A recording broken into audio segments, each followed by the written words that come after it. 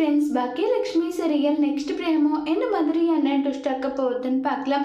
பாக்கியம் அங்கிருந்து கிளம்பி போனதும் ஈஸ்வரி கேட்குறாங்க, என்னாச்சு அந்த செல்வியோட புருஷன் என்ன பேசினா நல்லா சொல்லி கேட்டுட்டு இருக்காங்க.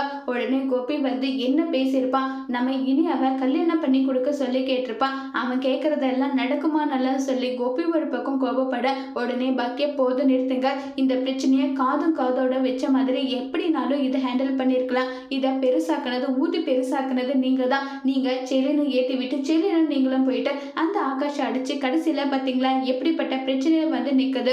இப்ப அவங்க ரெண்டு பேருக்கும் நீங்க கல்யாணம் பண்ணி வைக்கிறீங்களா இல்ல நான் போலீஸ் கேஸ் கொடுக்கட்டுமான்னு சொல்லிட்டு இருக்கான். இப்ப என்ன பதில் சொல்றது சொல்லுங்கன்னு சொல்லி பாக்கிய கோவப்பட, உடனே இனியாவும் ஒரு வேலை கேஸ் கொடுத்தா ஆகாஷை கல்யாணம் பண்ணிக்க நான் தயாரா தான் இருக்கேன்னு சொல்லிட்டு அங்க பாக்கியாஸ் கிட்ட இனியா பேசுறாங்க. இதை கேட்ட கோபி, இனியா உன்னை ரொம்பவே செல்லமா நான் வளர்த்திருக்கேன், என் கையால அடி வாங்காத இனியா, உனக்கு அவ்வளவுதான்றாங்க.